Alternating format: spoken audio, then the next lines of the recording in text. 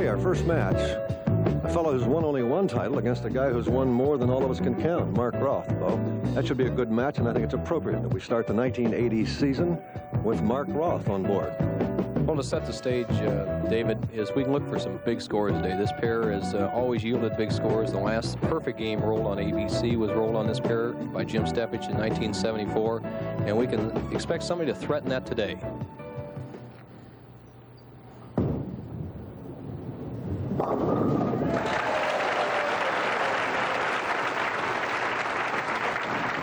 Can't get all 12 if you can't get one. Bill Straub, of course, is one of the bigger guys on tour, and a power bowler like most are. And this is the power bowler extraordinaire.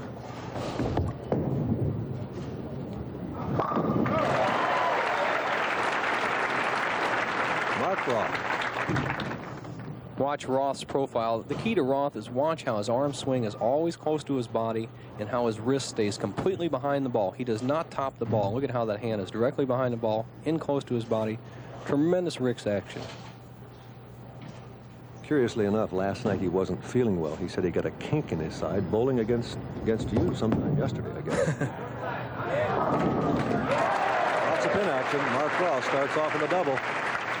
Well, apparently it's gone today, Dave, but that's the kind of strikes the power player needs. When you have the tremendously powerful ball like these 5 players today, the percentage is in the light hit to mix these light pins up. The high hit, they can often get split trouble. So the ideal is to keep it thin and watch them spin.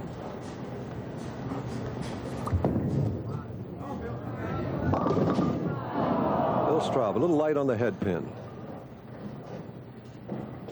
Big guy Bill Straub. Notice how he holds it up very high, but takes it away very gingerly. Nice and easy, so he doesn't build up too much speed with that big body and long arc. Once again, his wrist is cocked completely at the top swing. Look at that, tremendous power. Rotates completely around the ball. Counterclockwise rotation. Not a very good way to start. Down 22 pins quickly to Mark Roth.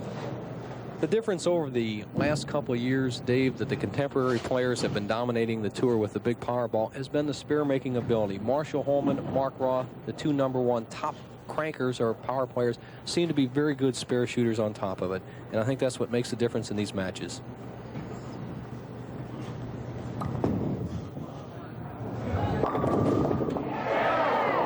Didn't quite get it. In a match against Mark Roth, can't afford too many open frames, and Bill Straub has one in the second frame and got 9 in the third.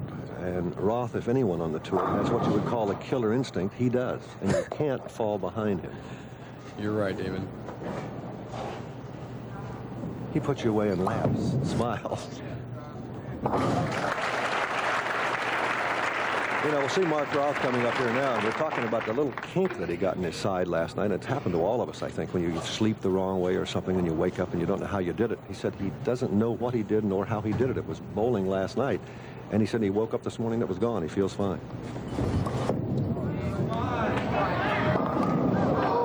Too much head pin. Roth, before we went on the air, Dave, said that the right-hand lane, it's 29-30 we're using here. Lane 30 is quite a bit tighter, doesn't hook as much as 29. Simply the reason is the lay of the board. Some harder boards in the pine, some harder pieces of pine, but usually have a tendency for a cranker to turn it too much on those lanes and end up high. He has a 3, 6, 10 left. And gets all 3. So Mark Roth with a spare up in the third. Mark, up by 19. Let's watch it again. He emphasizes his spare-making ability by throwing the ball much straighter at this spare. Watch this ball actually slide back. You can see it right there into the 3, 6, 10. And I think that's a good tip for anyone to take, whether they be a big hook ball player or just a moderate hook ball. Throw it a little harder and a little straighter at the spares. Increases your percentage. Mark Roth has opened up a substantial lead over Bill Straub in our match #1 on the PBA Tour, and we will return right after this. I'm going to show you something really tough. Look at this Ford van. This is Barbara Straub, who's anxiously watching her husband, who now trails Mark Roth by 19 pins, a spare up, and he's shooting in the 4th frame in match #1, her first show on the Pro Bowlers Tour. And he gets it. He had to have that, man. right, David. That was Bill's best stroke. He's only made the telecast one other time years back, and he definitely has a disadvantage bowling Roth. Roth is such an experienced player. Bowls on the telecast almost every week, and the difference is in the first 3 or 4 frames. But that's experience. Straub loosened up on that shot and threw his best shot. He can reduce Roth's lead to 9 pins with a double.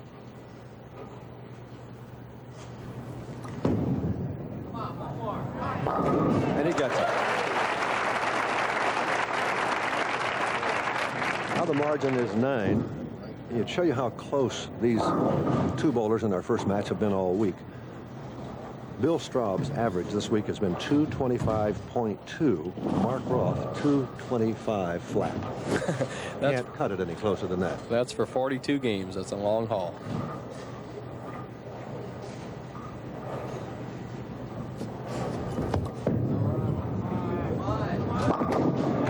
He knew that one was there.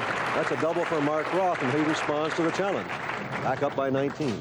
Dave, it's truly amazing how these pros today, the younger players, have developed such a power-packed ball. And the reason is that today's conditions are more even across the lane. They don't have as many worn spots, so you can hook the ball more on the lane without the fear of it jumping. And they're definitely taking advantage of it. Roth, one of the best, has a 19-pin lead, can extend to 29 with a turkey.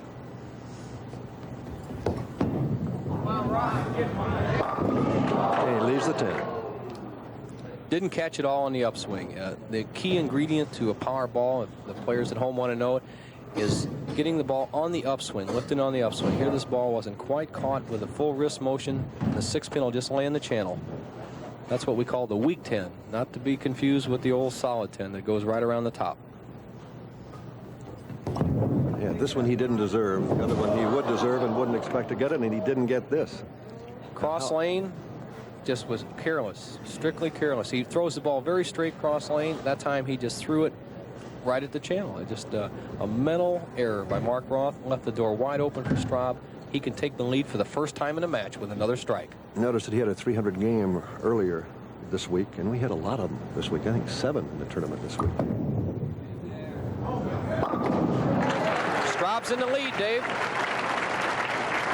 Now, that's a good sign for him, trailing Mark Roth early to come back and take advantage of an open frame like that. Maybe he's over the jitters now. And, well, Roth missing that spare is quite an opening, and it's almost a sure bet on the tour. When you make a big mistake like Roth just did and miss a single pin spare, your opponent's automatically going to double. We have some technical troubles here, and you're seeing the score posted as the spectators here. See it in Alameda. Left to 7. A ripping 7. That 5-pin just went tearing out of there and just slid right in front of the 7. That would have given Bill Straub a 14-pin lead. As it sits now with a conversion, 3 pins, close match through 7 frames. Had a funny line. Somebody asked him his goal in bowling. He says, to make more money than I spend. I think we all have that goal. And he gets the spare, and he's 127 in the 6th with a spare up in the 7th. A tight match against Mark Roth, and we'll be back. Hello, everybody. Let's all support our Winter Olympic Games. Send your Along with Nelson Burton Jr., this is Dave Dials, and this is Jay Robbins. Jay just missed the telecast, but he made a charge right up at the end. It wasn't really a close match. Mark Roth had a big lead, but Jay bowled very steady all week. 6th place, $3,000. And our statistician, Palmer Fogren, finished in 7th, and you finished 8th. You came on pretty well.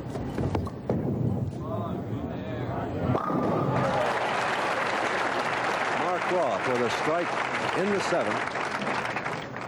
A tribute to Mark Roth's concentration ability. Usually when a player makes an error, a simple error like Roth, he's very discouraged, like he did in the 6th frame, missed a 10-pin, had enough gumption and got his game back together and made that real good shot in the 7th. Now he can regain the lead. He's trailing by 3, 124th in the 6th, strike in the 7th, could make a lead of 7 pins. A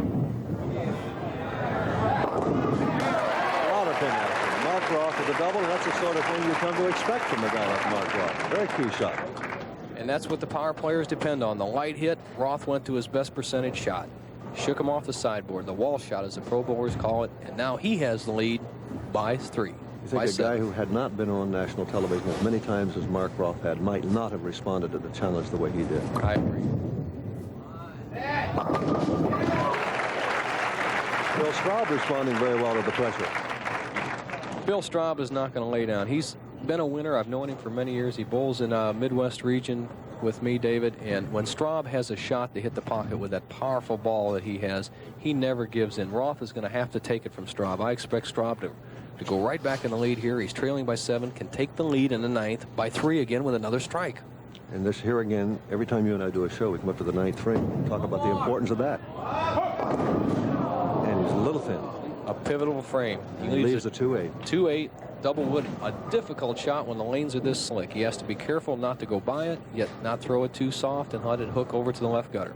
Now explain to me and our viewers again the critical importance of the 9th frame. We talk about the 10th, but the 9th you think is often more important. Often, because you take the pressure off the other player when you give him an opening. Now Roth can still win the match without having to strike here in the 9th. He has 2 shots at beating Bill Straub. In fact, Straub's going to give him 3 shots at shutting him out because he just went by the 2-8. Ross, sitting on the bench, takes a 19-pin lead. The situation is this. Bill Straub is working a 195 pace. You can see Straub's ball sliding in that heavy oil. Look at that ball, not even biting, sliding right by the 2-8. Roth for a 29-pin lead. He teased it, but he leaves 7-10. And he leaves the crowd buzzing. A good shot, apparently a good shot, hitting very light. Roth ripped the 5-pin. It went behind the 7. The normal pin action on that hit, the 5-pin goes over, takes out the 7. The 6 came around and hits the 10, but neither one of them happened that time. Roth is just going to go for 1.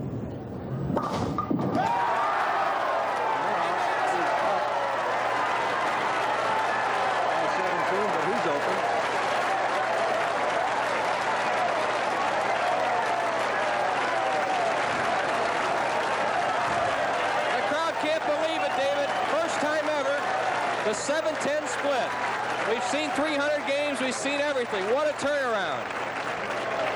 In 19 years of being on television, here we have it. The one, the only. Never before done on television. Watch Roth. Kicks the 10-pin out of the back in a crucial situation. Watch this out of the pit. There it goes. What an unbelievable shot. No interference, no machine touching now. Now he has to settle down. The match is still not over. Mark Roth needs a mark here to shut out Bill Straub.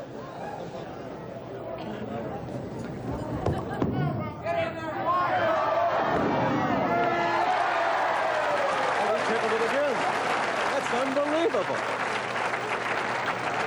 What a change of events. If Roth does not make that 7-10, Straub could have got up in the 10th frame and doubled to win the match. As it is, Roth has shut him out.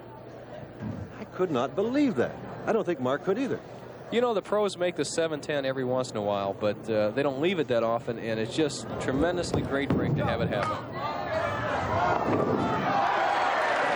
We have a winner, Mark Roth, over Bill Straub, and the Pro Bowlers Tour is starting with a bang.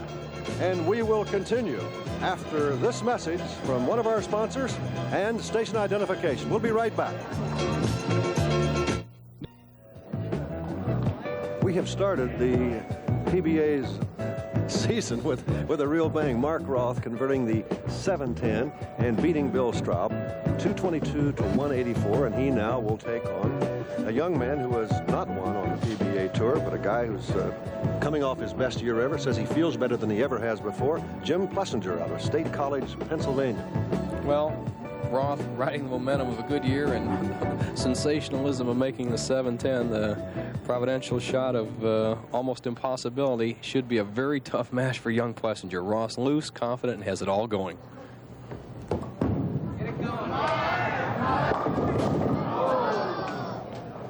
Now, this is the 10 that he left in the first game because of a lack of concentration, but came back and got the 7-10 and finished with a flurry of strikes for 222, just about on his average this week. Well, David, you're right. It's the weak 10, the ball not quite finishing enough, but I'm sure he'll make the adjustment. Now watch how he moves to the extreme left side and uses just straight ball lift and straight across. Nice, easy coverage this time. Starts with a spare, does Mark Roth. Man who most people think is a cinch to be the bowler of the year again. The official election results have not been announced, but they should be shortly. Young Jim Plessinger. He comes from a place where they turn out pretty good football players, particularly linebackers. And in fact, he went to Penn State for a couple of years.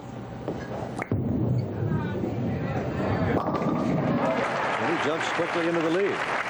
Jim Plessinger is a very low-key man out on the tour, but very confident for a young player. At just 24 years of age, he's developed his game. He wants to make a good living out here, and he's really worked hard. Look at that ideal position at the top of the swing.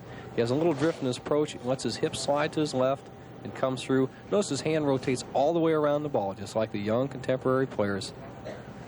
You know, he wanted to be a power bowler so much that he took a year off the tour to go back and change his entire game around. You got to give him credit for that. 10 is rather stubborn today, though. The same thing that afflicted Mark Roth, the weak 10 on the left-hand lane. When you have lanes that are this slick and pretty good scoring, when you're coming in light like that, the best thing to do is just hold the ball a little lower on your push away and turn the ball a little more at the point of release. That'll make the ball finish that extra half a board to knock the 10 out. There's not much you can do when you're hitting the pocket. Just slow the ball up and a little more power. You know, Mark Roth has often been quoted as that. When he gets in trouble, he knows invariably the trouble is he has to slow down. Yeah, Mark, he likes to fireball. That's his natural rhythm. And when you take a little bit away from your natural rhythm, then you have to make some other adjustments. Like you say, bowling has become like other sports. It's the era of the long ball in baseball, and it's the era of the power bowler. I agree. Bowling has, because of the new finishes and the polyester bowling balls and the soft rubber balls that are made today, the lighter pins, the scores are naturally up. I'd say they're up 10 pins over the last 15 years, simply because the object itself, the pins themselves, are just easier, a little easier to knock down, but it doesn't take the quality out of these top players. A guy like Mark Roth would have been a quality top-ranked bowler in any era. Well, I think so. Television, the Professional Bowlers Tour, this telecast we're doing today has reached so many young players. Mark Roth is actually a graduate of the Pro Bowlers Tour telecast. He watched it when he was a young man, learned a lot of lessons at that time. He, fortunately, was one of the few young bowlers that learned the contemporary shot a little bit before anybody else, the power crank shot. And I would say that the results of the last 3 years have been that he is dominating now. He has one problem, and that is his hand. It stops him every once in a while. During the last commercial, he had to go over and patch it back up with some cotton and collodion. But at the rate of $10,000 a week, I think he could suffer through a sore thumb. Yeah, you play over a little pain.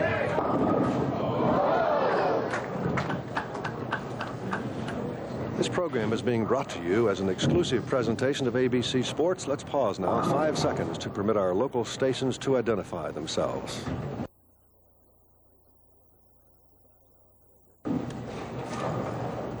We're back now. Bo Burton with Dave Dials. And you're talking about so many young players out on the tour as Mark Roth gets a spare in the third. We'll pick that up in a minute. Let's watch Mark Roth's footwork, Bo. Mark has the six-step approach, the only player that takes that, and he's very natural with it. And it gives him the additional power, but also lets him wait for the ball a little longer than some of the other players. Nobody's ever taught the six-step approach, but if Mark Roth continues to dominate the game as he has in the last couple of years, I wouldn't mind seeing some other people try it. This is Jim Plessinger. Little light, but lots of pin action, and he rolls it. If you notice when Jim Plessinger comes out of the ball, you hear a little popping action, and that's the extremely tight thumb and finger holes he uses, and it's actually a vacuum reaction as the thumb and fingers come out. And that's a good tip for a lot of people at home. They want to use the holes very loose, David, and if you can use fairly tight holes like most of the pros do, you can hold the ball more relaxed in your hand and get a far better roll because the wrist action is much quicker and the hand action is much quicker when those forearm and finger muscles are relaxed. You feel like you're controlling the ball rather than the ball controlling you sometimes. Definitely.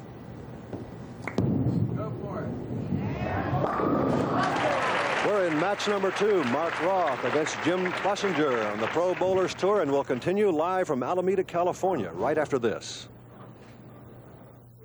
America's Cindy Nelson, downhill bronze medalist at Innsbruck, races for gold this February in the 1980 Winter Olympics, exclusively on ABC. We're back live. Nelson Burton Jr. with Dave Dials, and this is Marshall Holman, who's going to meet the winner of the match we're in now between Mark Roth and Jim Plessinger. And young man does not lack for confidence. Dynamic Marshall. Mark Roth with his back to the wall. He's trailing Jim Plessinger by 12 pins, fourth frame, spare working.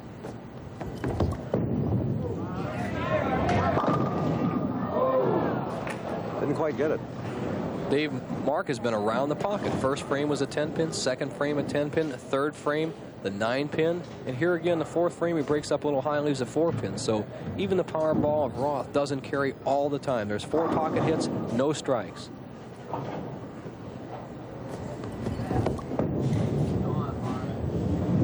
Four consecutive spares for Mark Roth. And here we see the score as he trails Jim Plessinger by 12. Tell a score tells the story. Roth, no strikes.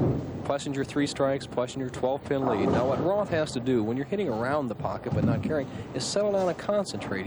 Apparently he's not really thinking. Bowling is still a touch game. On the left-hand lane right here, he needs a little more power. On the right-hand lane, he needs a little more follow-through. And he got it. The tendency there, I suppose, is to overcompensate. Well, not an experienced player like Roth. I think you have to be concentrating. And a lot of league bowlers, David, do not know what to concentrate on. And mostly it's on your own tempo and how your ball reacts on that lane. Roth should never lose track of what his ball did the frame before and let his body adjust. Plessinger, double working, has a chance to extend his lead to 23 pins.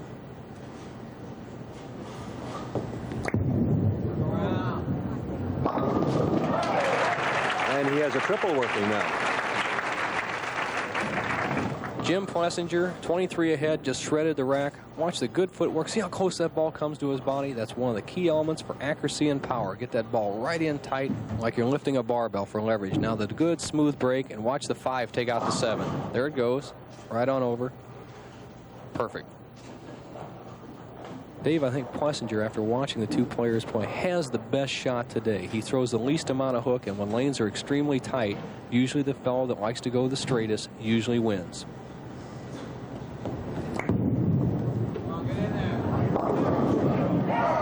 Didn't carry the 7.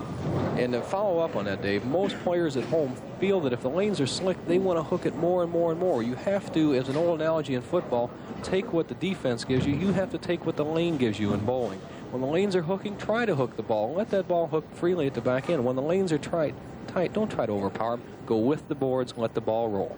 Well, you've been listening to the guys on Monday night, haven't you? Picking up all that football terminology.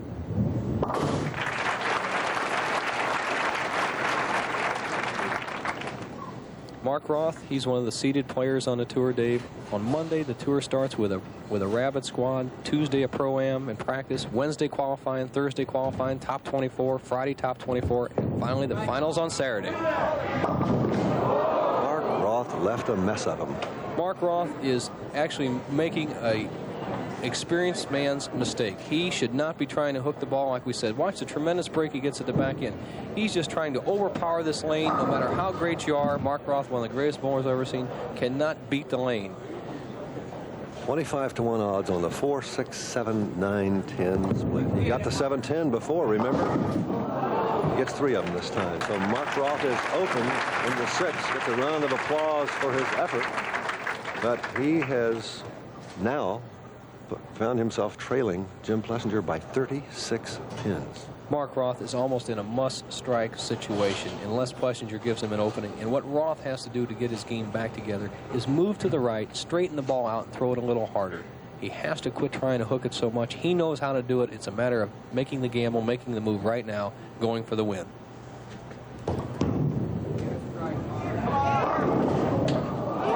He's not doing it, David. As a camera usually shows, Mark's standing way left, just trying to completely overpower the lane. He's going to get an erratic ball reaction because when you just can't fight through that oil, you have to go with it. You talked about the impact that television PBA Tour has had on young bowlers, and Mark Roth, whom we're watching now. We had 182 non-exempt pros try to qualify for this. The ARC Alameda Open. Will return to it right after this. This is match number 2. Jim Plessinger threatening to make it a runaway against Mark Roth, who was consulting with Jay Robinson as we took our break there.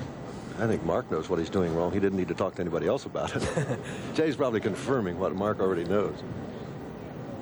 Well, let's watch why Plessinger. Notice he's further to the right. He drifts a little bit to the left on his second step. See how he steps over a little bit? But he's straight down the boards.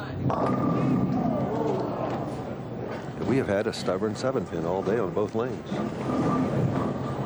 Jimmy Plessinger drifts to the left, but watch how his arm follows his body. That's the key. Dick Weber always drifted to the left, but his arm followed his body. See his arm come back? Now his body realigns with his arm right at the foul line. And notice how he's going right down the board. See that ball? Right down the second arrow, not trying to overpower it. When you go with the boards, the ball will bite on the back end and stay consistent. And Jimmy Plessinger with a spare in the 7th has a lead of 35 pins against the man who has dominated the tour for the last 2 or 3 years, Mark Roth. Plessinger going at a 218 clip. Mark Roth 183, 35 pin difference, 8th frame coming up. Roth has to hope for something disastrous to happen to Jim Plessinger because he is so far behind, even a string of strikes wouldn't bail him out.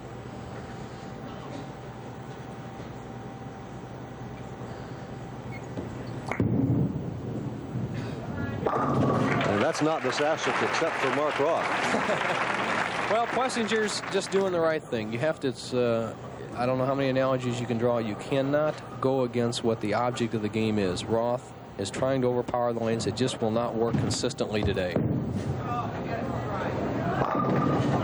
This time he leaves the 10. Once again, the usually powerful ball of Mark Roth is not being able to have the free run at the pocket. What I mean is that the oil on the lane, or the reaction part of the lane, is about 45 feet down the lane. And when Mark Roth's ball is skidding 45 feet, it only has 15 feet to break. That's not enough to let it take over. Mark Roth with a spare in the 8th. We're looking at a guy here who's dominated bowling, and we'd like to take a moment here to talk about a guy who is not with us anymore. Dick Batista died recently, a guy who came on the tour some years ago and remembered as a fine bowler, but remembered too because he had a heart transplant in September of 1976 right out here in California and came back to bowling. The only guy we know of in athletics who has come back to his competition after the transplant. And our heartfelt sympathies go out to the many friends and the fine family of Dick Batista out of Astoria, New York. You know, we saw a picture there a minute ago of Mark Roth smiling, and he's not taking a cavalier nor a casual approach to this, but you mentioned during our commercial break that he is the loosest bowler on the tour. He is relaxed. Always the same, always nice. Jim Plessinger running away with it now with a double in that key 9th frame, and he now is up by 46. It would take several miracles now for Mark Roth. Well, it's just about history. But going back to a few things, the lesson to be learned in this match is play the lanes. Don't let the lanes play you. Roth let the lanes play him. Jim Plessinger is going with the lane. Down in the boards when they're slick. Let it hook when they're hooking. Plessinger a possible 248 game. And he has a string of 3. Jim Plessinger winning our second match against Mark Roth, and will return with more action from Alameda right after this. Plessinger versus Holman.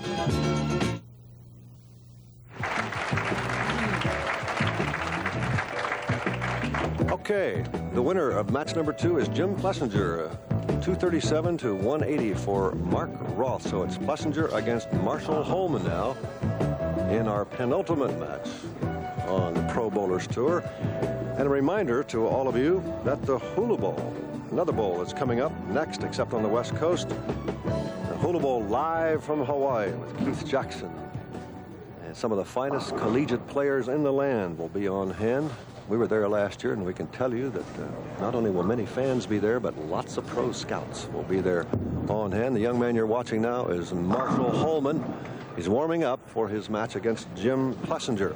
Charles White, the Heisman Trophy winner from Southern Cal, was weakened a bit by flu even before the Rose Bowl game against Ohio State, although the Buckeyes certainly didn't notice that. He has been ill since then, has lost some weight, and we are told he will not play in the Hula Bowl. But, of course, Billy Sims of Oklahoma will, along with many other fine performers, including the Southern Cal quarterback, Paul McDonald. And one of the fine, fun events in sports, the Hula Bowl, that's coming up, except on the West Coast, live, right here on ABC. Jim Plessinger starting the match. Marshall Holman, the higher qualifier, qualifying second, gets the choice of starting line. He has decided to make Plessinger start. The winner, when it's all over, gets $10,000.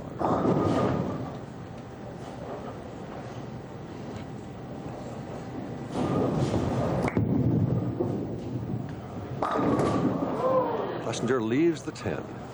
Plessinger keeping the ball in play. I don't see him making any mistakes hardly at all this game. He's zeroed in. Marshall Holman is definitely going to have his hands full. Once again, Marshall Holman loves to play the big hook ball out on the lanes. His wife's sitting right behind him, and he is going to have a little bit of trouble, as Mark Roth did. Let's see how he tries to overcome these slick lanes. Plessinger just hangs on for a spare in number one. It'd be interesting to see Marshall Holman. We mentioned he does not lack for confidence. He said last night when we were here and 5 finalists were announced, he turned to the audience and says, I'm gonna win tomorrow. Well, he's going to have to earn it. I don't think that the conditions are conducive to Marshall's game. Let's see if he tries to overpower him or goes with the boards. The one thing he's doing different than all the other players, he's using a rubber ball, which hopefully will bite the surface a little more. And he left the 10. Almost reminiscent to Mark Roth's shot. You see the ball go way down the lane and finish in the last 10 feet. Not strong enough. Tremendous profile, Marshall Holman. Low, steady. Look at how steady his head is. Arm in perfect position. Right next to his body. Tremendous hand rotation. Look at how that knee stays down. Tremendous extension through the ball. So each player here in match number 3 starts with a spare. Marshall Holman, a dynamic player out here, excites the crowds in various ways and very controversial. I think could be the star of the 80s. He has as nice a game and winning temperament as I've ever seen in a player. If you drew pictures of how you would want a player to bowl, I don't think you could do it any better than Marshall Holman does. There's a little bit of Muhammad Ali in him, too. He's a little thin and leaves the 10. Well, something we're not used to seeing is the big power players leaving corner pins, but once again, the reason is very simple. You have to go with the boards when the lanes are tight. Marshall is going a little straighter than Mark did, so he could have a little more success. He won this event here a couple of years ago, did Marshall Holman. Finished second here in 1977. So he's done very well. He started off today with 2 spares. This guy won his first PBA title back in 1975. Has won 2 or more championships in the past 3 years. Had his finest earning year last season, winning more than $107,000, and this is Jim Plessinger, who won about $33,000 last year.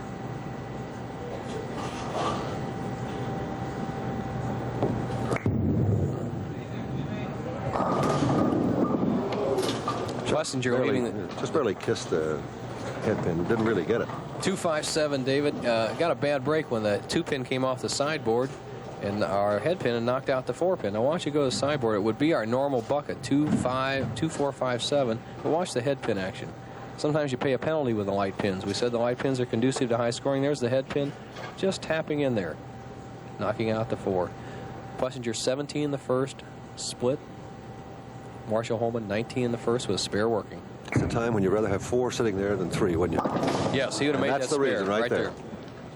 So he's open in the second.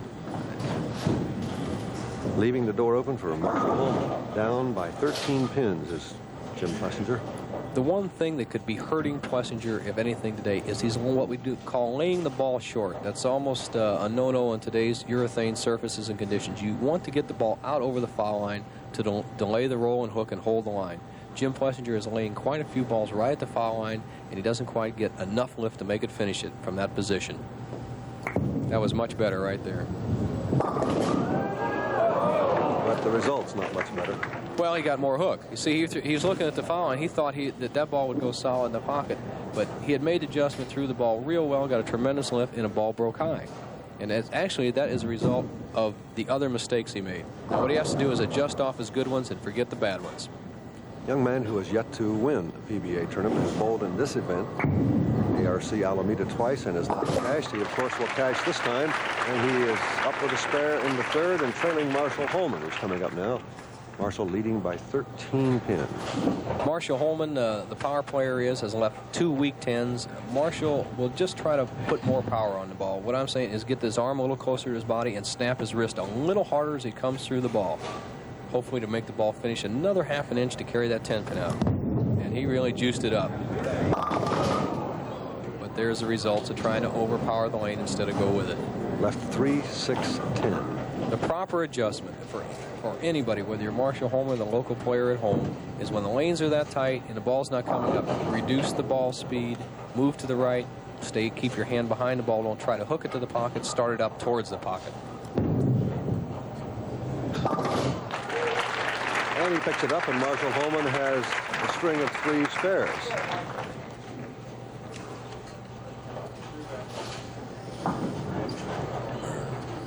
Likes to be called the Medford Meteor, I'm told. Out of Medford, Oregon. Great orchard country up there. We have a re-rack coming up in lane 29. The reason a player will take that, he just doesn't like the spot of the pins or wants to settle himself down. He's allowed 1 a game, and Marshall took his right there in the 4th. Leading by 10 pins, 4th frame. Once again, a little heavy on the head pin. Leaves the 4-7. Mystified at what's happening, but when you don't play them properly, you have to have problems going high. Fortunately, he's ended up with all simple spares. Marshall, if he makes a spare, will have an 8-pin lead through 4 frames. He does make the spare. He does have an 8-pin lead against Jim Plessinger. And we'll return live to Alameda, California, right after this message. This is Dave Dials, and we have a match between Jim Plessinger and Marshall Holman. Neither man has had a strike yet in this 3rd match. Plessinger down by 8 and bowling in the 4th frame. And during our commercial break, Marshall Holman looked up at Palmer Falgren and shrugged his shoulders and held his hands out as if to say, you know, I don't have a clue as to what I'm doing wrong.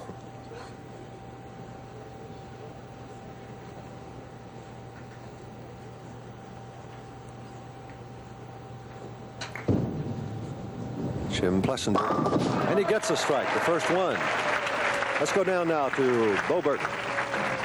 Thank you, Dave. And with me is the tournament leader, Warren Nelson. And Warren, his reputation has followed him a little bit around the country. He's been known as Bad Boy Nelson, Tantrum Nelson. But today and this week, you've been pretty good. What seems to be the difference? I've been working on my attitude, Bo. It's lost my sponsor at the end of the summer, and it knocked some sense into me.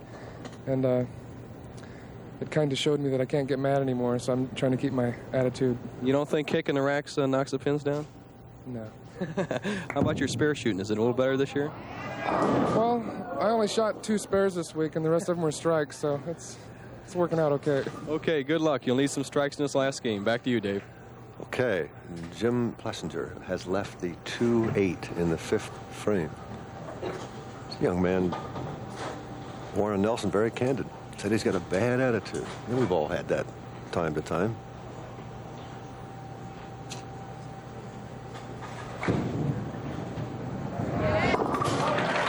And a fine pickup by Jim Plessinger. And he now has closed the gap against Marshall Holman to 8 pins. Marshall Holman is up now, working on a string of 4 spares, which may sound good to the average bowler, but not to him. Needs a strike.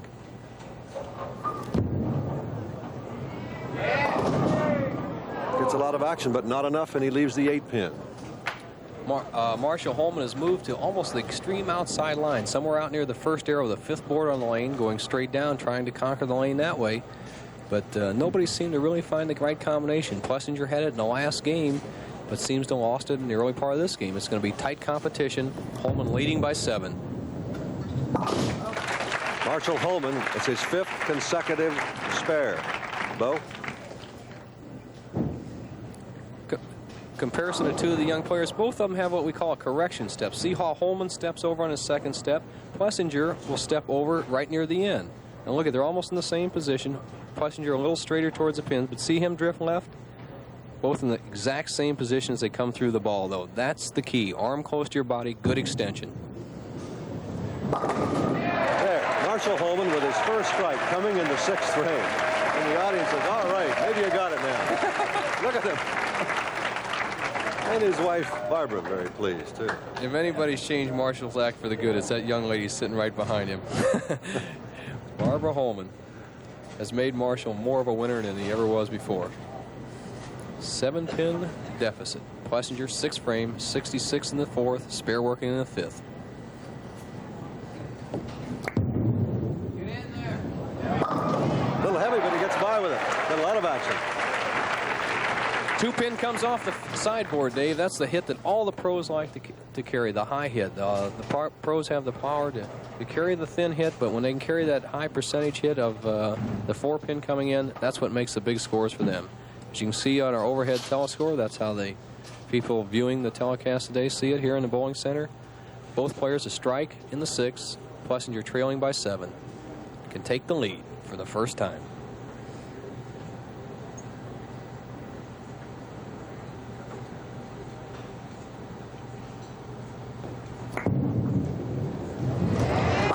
He carries them all. Jim Plessinger with a double, and he's up by 3. Boy, he really threw that good, too. You saw he got the ball well out on the lane, a good extension. He did it all right. Look at the concentration in his eye, just totally affixed on his target. Now see that ball about 6-8 inches over the foul line, straight down. What a nice shot, and watch this pin action. See that shot of him, he looked like Chuck Connors out of Rifleman, a Cub and Dodger first baseman. And Marshall Holman with a double. Now we have a match. They were matching spares, now they're matching strikes. The competitor spirit of Marshall Holman. Nobody is more emphatic on the lane and more determined to win than this young man. He does everything but call the round. He doesn't do any poetry, does he, about when he's going to beat somebody or by how much? He better do 10 in the pit because Plessinger's not going to lay down and just let him win. This is a crucial shot. Holman leading by 7. And he leaves the 10. What a shot he threw. Put everything he had on it. Maximum ball. Solid in the pocket. And the bowler's nemesis, the solid 10-pin. He just drove the 6 straight up in the air over the 10. Just a bad break. 3rd time. He left a 10 also in the 1st and 2nd frames.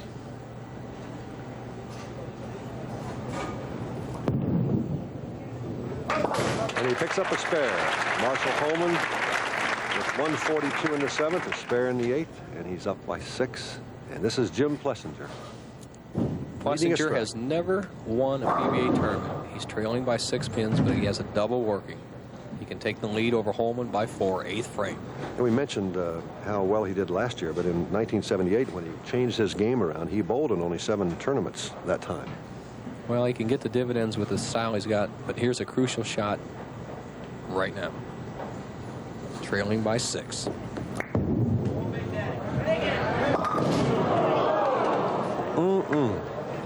Oh, he just completely lost it on the way of the line. He knew it. He almost gave up on the ball before it. What happened is his elbow came away from his body halfway through his swing and just pulled it right up, David. Once you break the arc of that swing, you have no control of the ball. Got a bad break leaving a 4-6, but that is the penalty when you throw one that poorly. And he picks up the 6th, but he is open in the 8th. And Marshall Holman has an opportunity here. What every player has to learn if he wants to get into any kind of pressure situations is know his own faults in a crucial situation. Plessinger there in an absolutely crucial situation to take the lead. Raised up at the line, let his arm get away from his body. He has to learn by that mistake. The match is not over, but he should have never made a mistake that big in that position. Needs a strike here. He's trailing now by 20. A couple of frames ago, he was leading by 3. Let it get away that time, too. He just gave up. This frame before just kind of took the wind out of him, and he just didn't go through that ball. He just babied it down there just like he was throwing shadow balls. And looked like almost he was aiming it instead of letting it roll. Well, David, if you try to aim, you just don't get that loose roll, like you said, and you have to be competitive all the frames. He kind of gave up on his own game right there. Picked off the 10, and he's guilty of having 2 consecutive open frames, and he is trailing Marshall Holman by 32 pins, the critical 9th frame, and Marshall could pretty much put it away right here. Needs 1 mark in the last 2 frames to lock it up.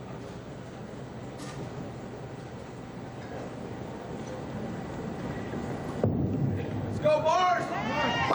And he jumps right on it. Those kind of leads, I think, are called insurmountable. Well, Marshall bowled a nice, steady game, but you know, on the tour, you got to remember that we're just bowling to win. And score is really relative. If you shoot 190 and lose or 190 and win, there is a big difference only in your pocketbook. And that's what these fellows are worried about. Marshall doesn't care how big a game he shoots. He just wants to win. Marshall Holman, the winner, and he'll go into the finals against Warren Nelson, and we'll be right back with more ARC Alameda Open.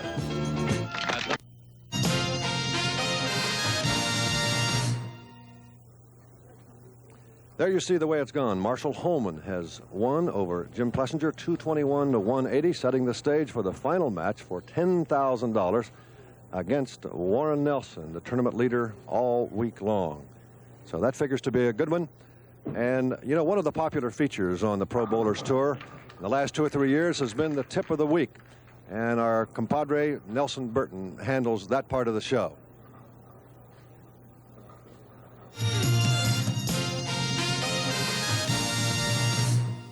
Today's Pro Bowlers Tip of the Week is brought to you by Rolaids. Welcome back to another year of tips on the Pro Bowlers Tour.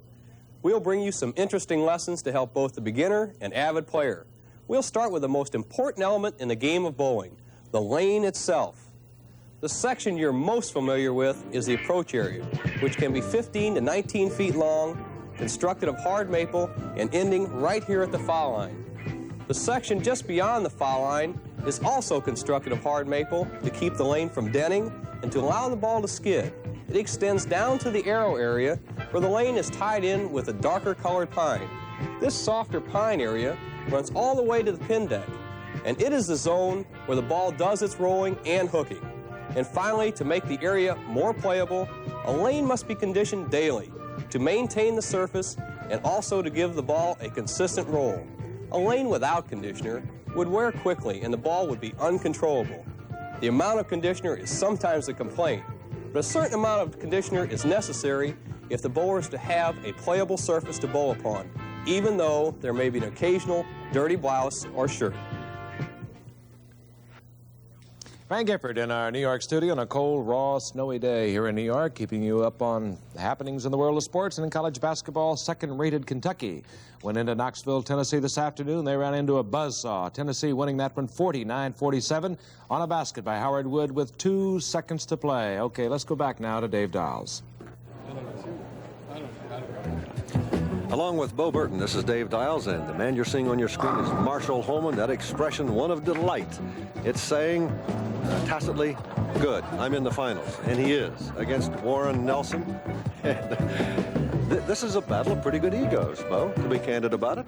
Super egos. I'd have to go with the experience of Marshall Holman, but on this particular condition, nobody, when there's a lot of oil on the tour, throws a more powerful ball than the tournament leader, Warren Nelson, simply because he doesn't spin it. He lifts it like the old full roller bowlers, and where the ball rolls almost on the whole center of the ball. And when you have the heavy oil like that, he may be the one guy that can overpower him. That's why he's in the #1 spot, and maybe he can handle him. He doesn't have the experience, but he's a determined winner.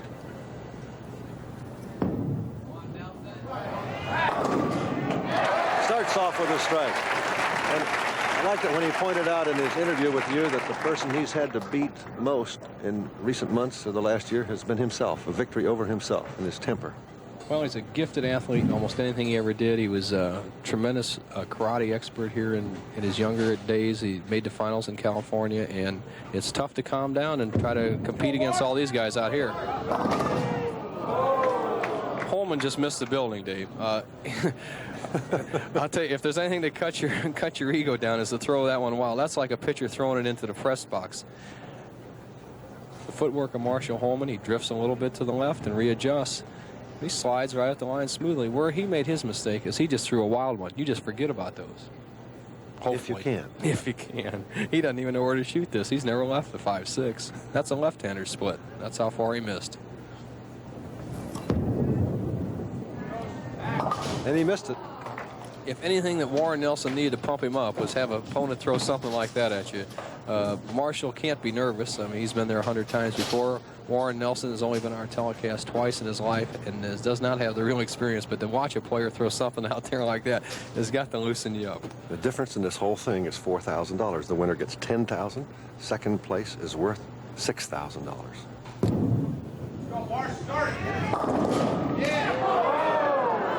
A wavering 9-pin. A good break. Could have been worse, yeah. Yes, he could have, David. His ball breaking through there very sharply. The 2-pin goes to the sideboard. Watch it on the 3rd pin on the left. Trips out to 4, fortunately. Or he'd had to 4-9 and really have dug himself a hole early in the match. You talk about a hole, that's a chasm. I'll tell you what, Warren Nelson, if he ever wants to get a good break, he has it right there. Well, Barb will definitely give Marshall a little. I've seen wives look like that. Well, 4,000, that doesn't buy him any clothes, does it? Are you kidding? Warren Nelson, what a shot in the arm. He'll just juice this up for all he's got.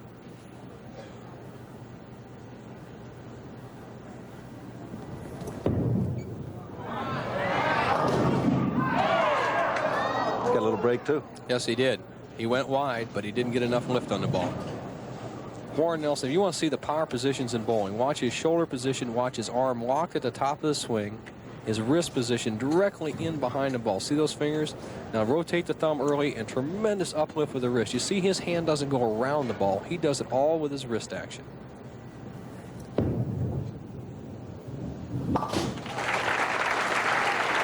He's up by 22 pins. I tell you, there's not an ounce of fat on him. He's in excellent physical shape. Always has been a good shape. The one thing that Warren Nelson has always needed is the ability to make up for bad shots. He would throw 5, 6, 7 strikes in a game and still shoot 190. And good pros, you just can't do that. Just like Holman has made so many mistakes early. Common mistakes made by amateurs were always made by Warren Nelson. He used to always beat himself. He feels his spare game has improved and he thinks he can win. And he gets a strike. And he got a lot of strikes this week. He averaged .234 this week, and in fact had a perfect game in the 3rd round of qualifying this week. Watch the expression. 6-pin up on against the sideboard, lays right in the 10. Little love tap. Look at those eyes. You think he isn't ready? Should go steely eyes, isn't it? You bet.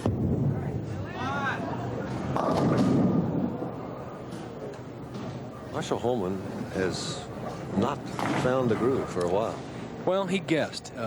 He decided to go way outside, try to get an optimum angle to the pocket. Now, notice he's laying the ball down on about the 8th, 9th board right there. Now he's going out past the 1st arrow and then out to about the 3rd board and trying to snap it back in.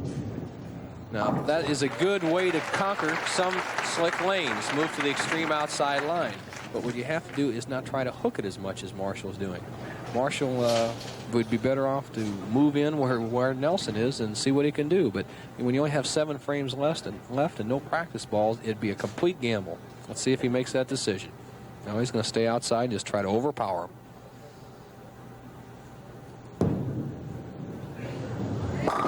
And he got it. Marshall Holman against Warren Nelson in the finals of the ARC Alameda Open. We'll return with the conclusion of the match after this. Next Saturday, the second stop on the Pro Bowlers Tour, the $135,000 Showboat Invitational from Las Vegas, Nevada. That's 3 Eastern and Pacific, 2 Central Time, next Saturday on ABC.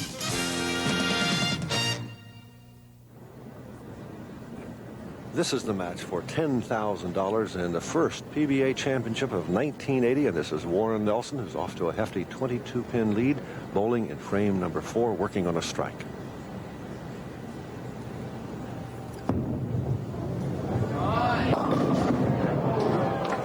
Could have been worse.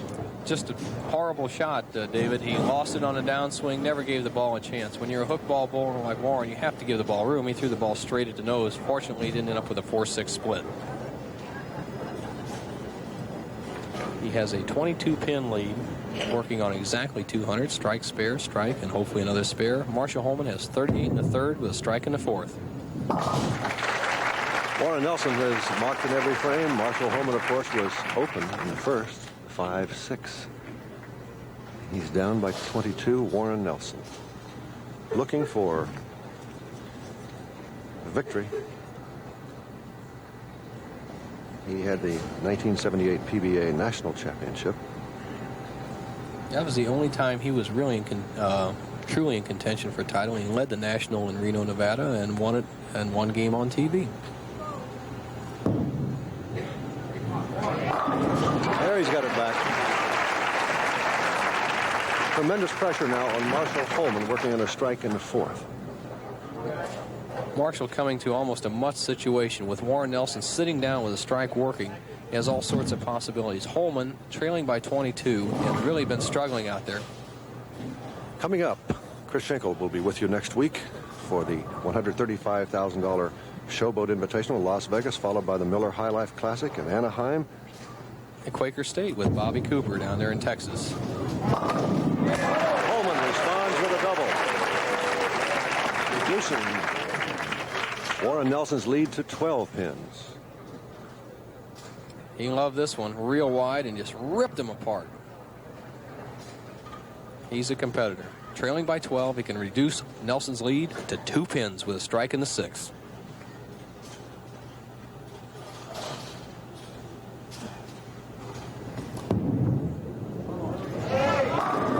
Leaves the 10.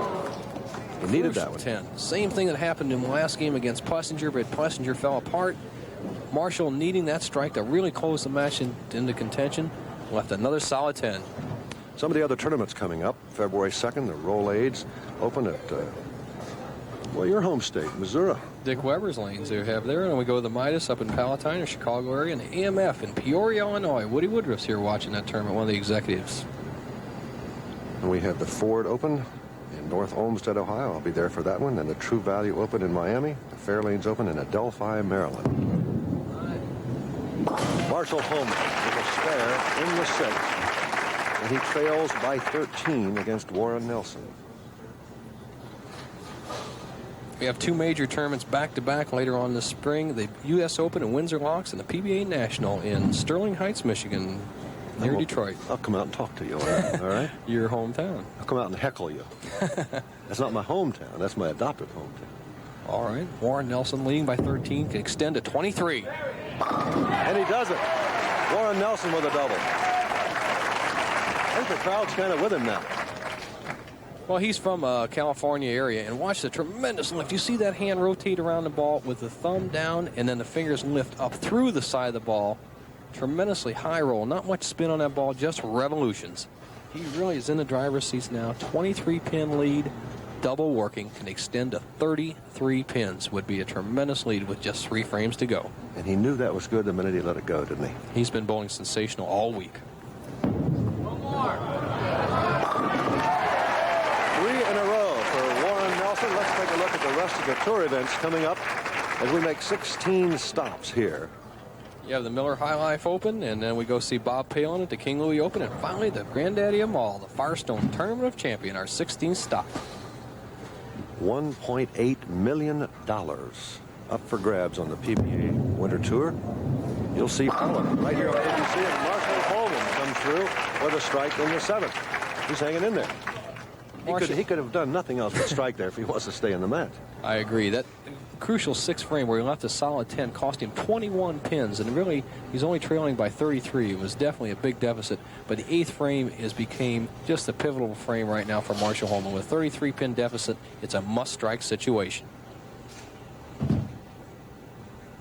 He's taking a little extra time. Must not like the feel of the ball or something. That's a good idea. If you're not sure, set it down and start all over. 107 in the 6th, strike in the 7th, needs this double.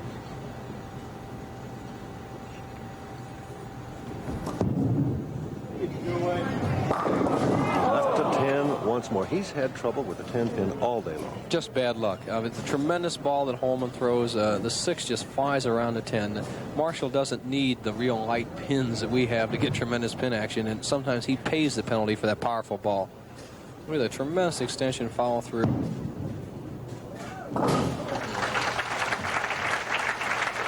Well, the situation is this. The best Marshall Holman can do is a 2:07 game if he strikes the 9th, 10th, 11th, and fills in the 12th frame. Warren Nelson is right now going at a 2:19 pace. So the only undoing that Warren can have will be his own. He has the title in his hand if he just marks out, barring some freak, like a foul or a gutter ball or something. He can only be himself, you're saying? Correct. That's what you call responding. 4 in a row, increasing his lead to 43 pins. I'll tell you, I know this young man, David, and he is a hyper young man. And a year ago, he'd have jumped over backwards and done a backflip. But somehow he's learned to control his temper and his emotions, and he's turning them all into his bowling ball instead of into the pin ball return racks or something. I'll tell you, it's a good lesson for a lot of young bowlers to learn. Warren Nelson, I never thought would be a winner, consistent winner on a tour, simply because of his temper. He's turning it into his pocketbook, really. You better believe it. This match is well in hand. It's see you later if he strikes here. And he does. That's 5 in a row. What a way to wind it up. 53 pin edge for Warren Nelson. Well, David, we go right from here. We go to Las Vegas, and the tournament starts on Sunday over there. So, Marshall, out of the match. Take a look at some of the other finishers in the tournament here. I mentioned Jay Robinson, who was our alternate, winning 3,000, and our statistician, Palmer Fahlgren, finished 7th. You finished 8th. And Wayne Webb. He won 2 in a row last summer. Dave Frame from California. Don Bell, steady bowler, right up there. Steve Martin, another power player, right up near the top. Marshall Holman raising his hand as if to say, well, can't do any better than that. Malacosta finished 13th. Gil Slacker, steady, right there in 14th. Bob Hadley, power bowler. Jimmy Certain, steady as ever, powerful player. Kyle Shedd and Bobby Fenton, been working hard at his game. Kevin Schwabe, Cliff McNeely, and Ed Wallace. A little late, Marshall Holman, to strike in the 10th. He's down by 55. He looks at the pins and says, thank you. Well, what he's saying is the 2 solid 10s he left on that put him out of the match, and it's his undoing, and he's a good-tempered guy. Notice how he kept his eyes down on that shot. It shows a tremendous concentration. He knows he's going to carry this one. Too little, too late for Marshall Holman. Finish in the 190s. We had 24 guys in the finals this week, and Warren Nelson was the #1 guy. Just to round them out, we had in 22nd place, we had Pappas, George Pappas, our Firestone champion, who filled in for Mattingly, who got his hand hurt. Steve Wunderlich from St. Louis, and Greg Shield ragged out the top 24. Marshall's looking for the first bus out right now. He finishes at 190. Warren Nelson has a possible 260. He's going at a 240 pace right now. 3 more strikes would be 260. It just shows how a tremendous overpower. You're going to get it there. Well, it's kind of a letdown now. He leaves the 2, 4, 5, and 8. Warren cut loose. Now you can show some of that personality. You're talking about a very personal young man who's really got it under control out there. Let's not bury it all. Tell him he can let loose now. Yeah. The worst he can do is 224 here.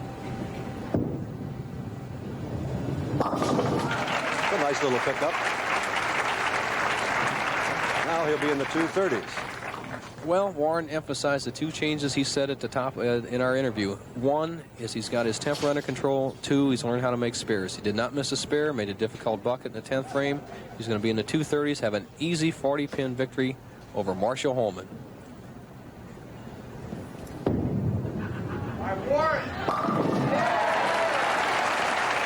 Warren Nelson, the winner of our first stop on the PBA Tour. He wins $10,000 in the $85,000 ARC Alameda Open. We'll be back with a wrap-up right after this. Does quake.